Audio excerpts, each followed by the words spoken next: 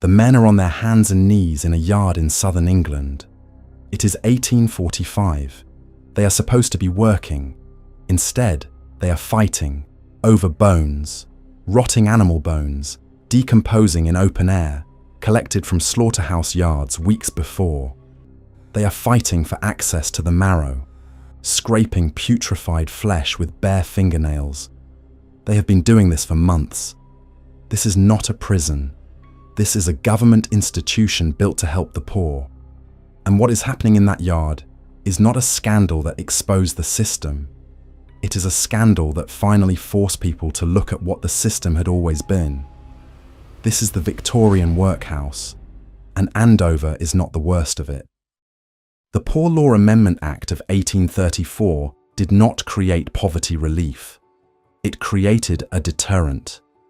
The men who designed it, Edwin Chadwick principal among them, built the entire system on a single rule called less eligibility.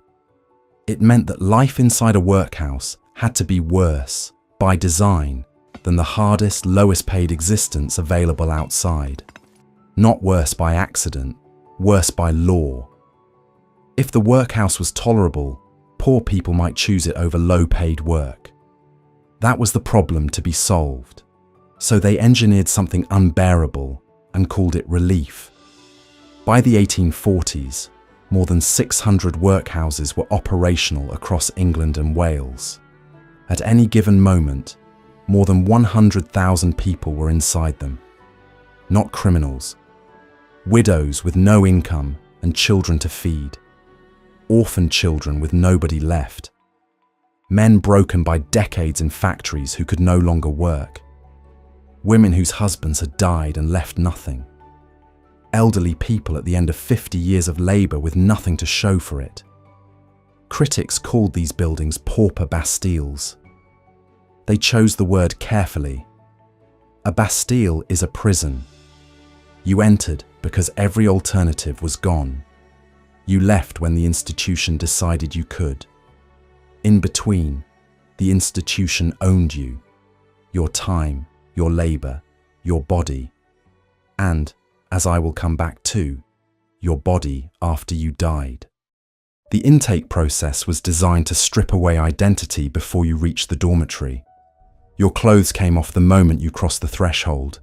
They were replaced with a workhouse uniform, rough grey or blue cloth, stamped with the name of the institution so that if you ran, everyone who saw you would know where you had come from. Some workhouses stored your clothes for discharge. Others destroyed them. You were not consulted either way.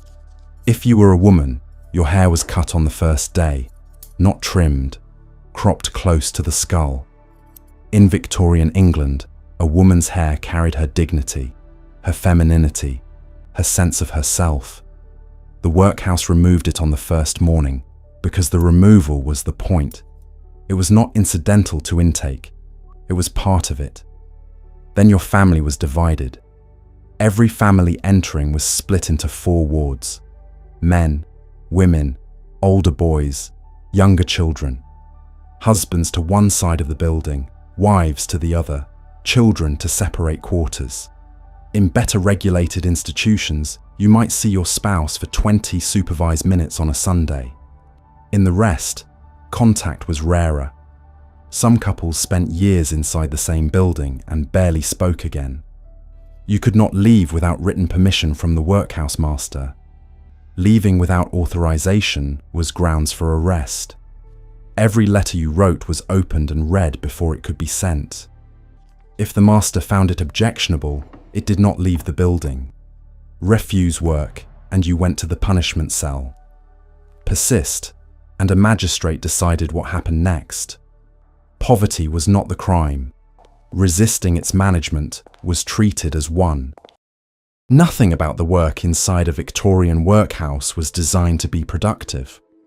Everything about it was designed to be punishing enough that no one outside would voluntarily choose to come in.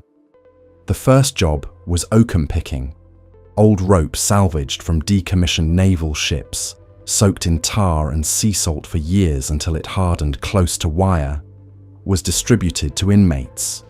They unpicked it by hand, fibre by fibre, until it's separated back to raw components sold to the Navy for caulking ship hulls. 10 to 12 hours every day. Bare hands. The tar cut skin on contact. Within days, fingers bled. Within months, medical inspectors visiting workhouses across England documented inmates who could no longer fully straighten their fingers. Tendons had adapted permanently to the work's curled position. The condition was recorded. The task was assigned again the following morning. The second job was bone crushing. Heavy iron rammers ground animal bones, horse, cattle, pig, into dust sold to farms as fertilizer. In theory, the bones were fresh. In practice, as the parliamentary inquiry into Andover revealed in explicit testimony, they arrived weeks after collection from slaughterhouse yards in whatever state they happened to be in, visibly decomposing, producing fetid dust that inmates breathed for hours in enclosed yards with nothing covering their faces. And they were hungry enough to eat those bones. The master, Colin McDougall, had been providing less food than the official allowance and keeping the surplus. Inmates not adequately fed for days were scraping rotting marrow and fighting over access to the most intact specimens. This had been continuing for years before anyone external looked. McDougall was removed from his post. No criminal charges were brought. The third job was stone breaking. Large rocks, iron hammer, reduced to pieces small enough to pass through a metal ring of specified diameter. Road gravel, done outdoors in all weather, in clothing not made for it, with no protective equipment, for no wage. A free labourer doing the same work outside earned 6pence a day. The workhouse version had to be legally worse than 6pence a day.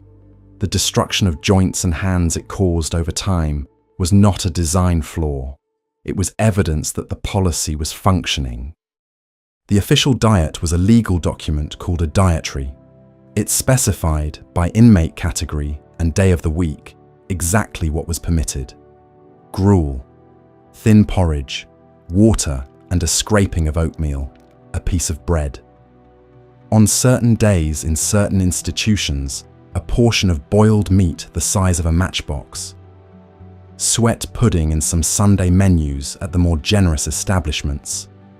Vegetables, when they appeared, were boiled beyond texture and most of their nutritional value. Every meal was eaten in silence. Speaking at the table was a punishable offence in the majority of workhouses. Inmates sat in rows, collected their allocation, ate without conversation, and filed out. The silence was not a side effect of the rules. It was a rule. The experience of eating was not permitted to be social. Asking for more was a punishable offence. Charles Dickens published Oliver Twist in 1837, 2 years after the new system came into force. When Oliver holds out his bowl in front of the Board of Guardians and asks for more, the board's reaction, outrage, alarm, the sense that something threatening has just occurred, is not dramatic exaggeration. Dickens had visited these places. The workhouse was not malfunctioning when it punished Oliver for asking. The allocation was the policy. Wanting more than the policy permitted was treated as a challenge to the order the entire system existed to enforce. The workhouse master held near total authority over every person inside. What he was permitted to do was regulated. What he actually did was subject to almost no reliable oversight. Formally, masters could sentence inmates to the refractory ward, a solitary cell, for rule violations. They could reduce rations below the already minimal dietary. They could assign additional hard labour as punishment on top of regular work. They could have inmates committed to prison if classified as ungovernable. All legal. All requiring paperwork reviewed by a board of guardians that met infrequently and received most of its information from the master being reviewed. Beyond the formal structure, documented physical abuse appears persistently in Parliamentary Select Committee reports and coroner's court records throughout the 1840s and 1850s. Beatings of inmates were recorded. Children were struck. Cases of sexual abuse of female inmates by workhouse masters and male staff appear in the parliamentary record, reaching formal inquiry only because a death or an unexplained pregnancy made concealment impossible.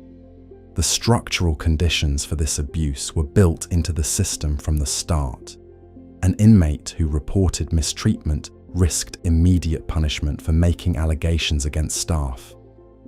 Inspectors visited infrequently, often with prior notice, and received most of their information from the master they were nominally checking. MacDougall at Andover was not an anomaly. He was the predictable product of a system that gave one person unchecked power over hundreds of legally captive people and reviewed him on paperwork he produced himself. What was unusual about Andover was not what happened inside it. It was that it became impossible to ignore. Beds were shared, 2 or 3 inmates to a single mattress, rotating through the hours so it was never empty and never aired. Tuberculosis spread through dormitories with systematic efficiency. Cholera arrived in recurring waves.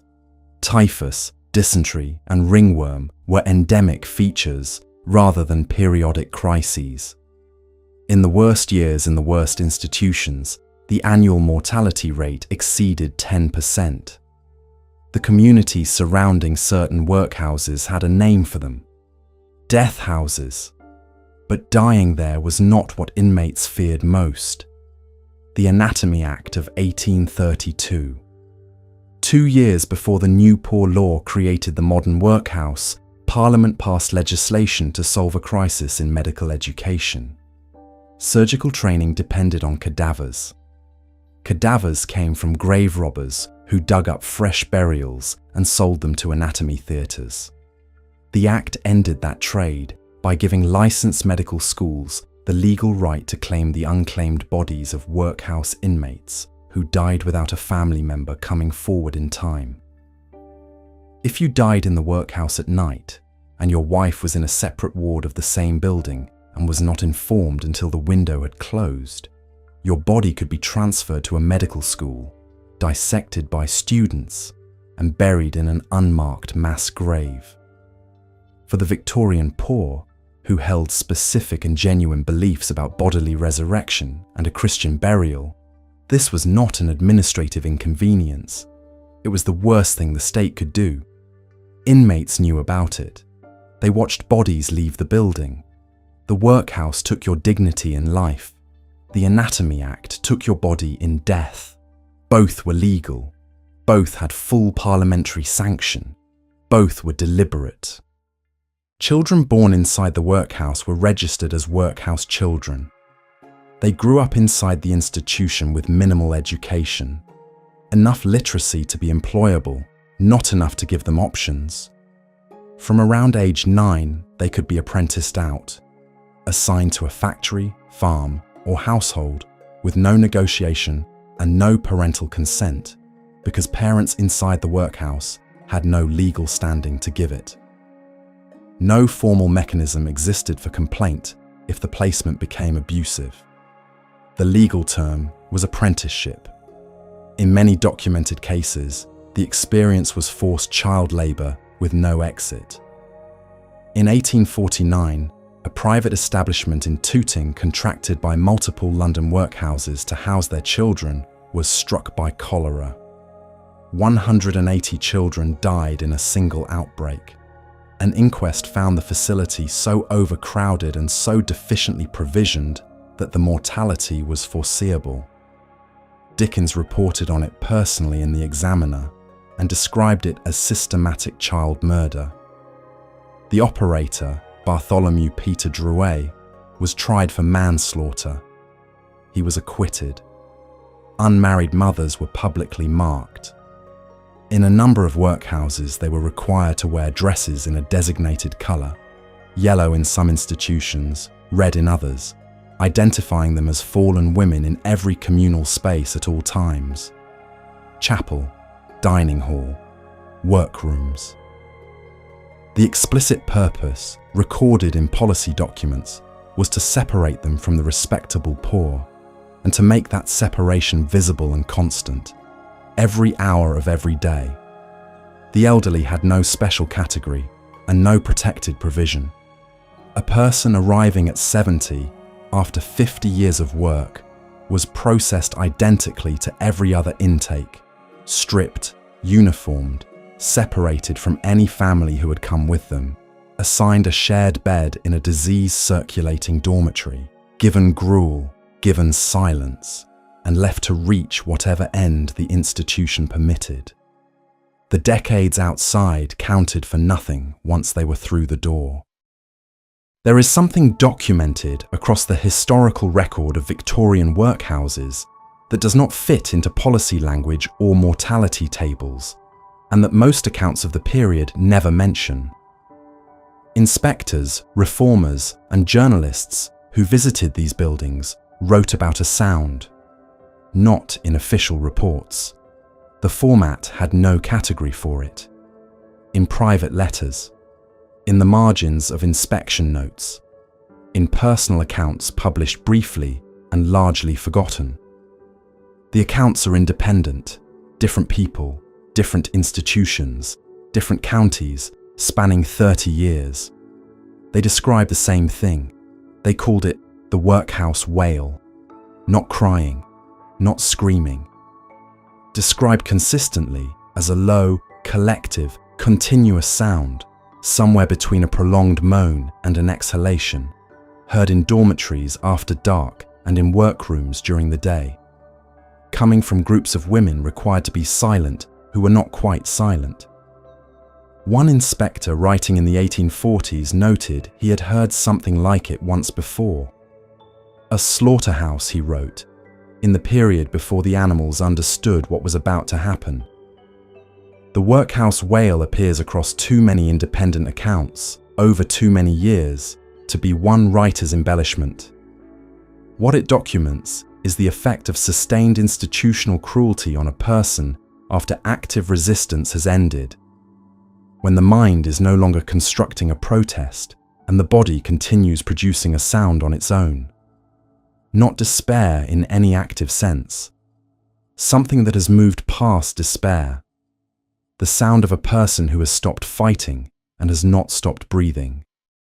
The last Victorian workhouse in Britain closed in 1948, when the National Health Service came into existence and absorbed its functions. The system had been operational for 114 years. 114 years of families divided at the intake door, of men scraping rotting marrow from decomposing bones, of women wearing coloured dresses as daily public punishment, of children assigned to factories at 9 years old, of bodies transferred to anatomy schools in the night, of the sound in the dormitories. The Andover scandal produced an inquiry and a sequence of reforms. Adjustments were made. The less eligibility principle remained. The deliberate humiliation of intake remained. The near total authority of the master over legally captive people remained. Because this was not a system that had drifted into cruelty through neglect. Every element of it had been designed, defended in Parliament, and maintained across 11 decades as deliberate policy. The Victorian state looked at the most desperate people in the country and decided that the appropriate response to poverty was to make it hurt. It built 600 institutions to deliver that. It staffed them, funded them, and called them poor relief. If this gave you something you did not have before, subscribe. Every week we go into the history that gets left out, the parts that are harder to look at and more important to understand. Subscribe, and you will not miss what comes next.